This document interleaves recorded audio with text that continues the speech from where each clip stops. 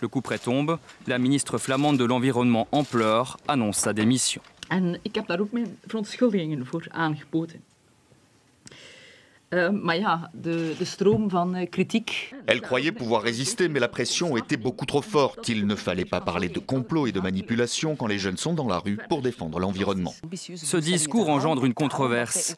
La ministre fait face à une levée de boucliers, tant au nord qu'au sud. C'est une erreur de diaboliser les jeunes pour un souci qui dépasse la frontière flamande.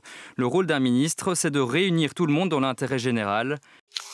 Après avoir montré une certaine ouverture, Justin Trudeau ferme la porte à François Legault. Nous ne sommes pas alignés avec le gouvernement du Québec sur l'idée d'un rapport unique. Et cette fois-ci, les deux premiers ministres s'opposent sur des questions fiscales. Donc Québec ne sera pas chargé de la collecte des impôts.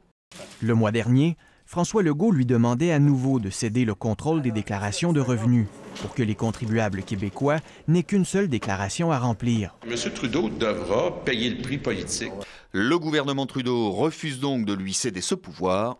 Il invoque les pertes d'emplois que cela entraînerait. La Suisse fait partie des principaux consommateurs de cocaïne en Europe.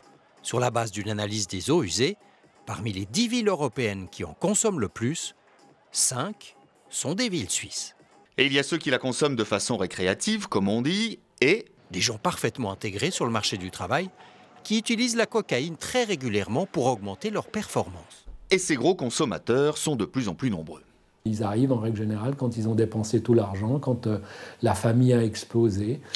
Des légumes, des viennoiseries, de la viande. 50 kilos d'aliments jetés et aspergés d'eau de javel pour ne pas être récupérés et consommés. Bienvenue dans ce supermarché où l'on dit que la vie est moins chère. Et justement, moins cher, ça ne veut pas dire gratuit. C'est dégueulasse, on peut en faire profiter des gens qui n'ont pas les moyens de se nourrir et tout, je suis désolé. Choquant certes, mais en plus, c'est tout à fait illégal. Les produits jetés auraient dû rejoindre les stocks des associations d'aide alimentaire. Depuis 3 ans, une loi impose aux magasins de plus de 400 mètres carrés de leur donner leurs invendus.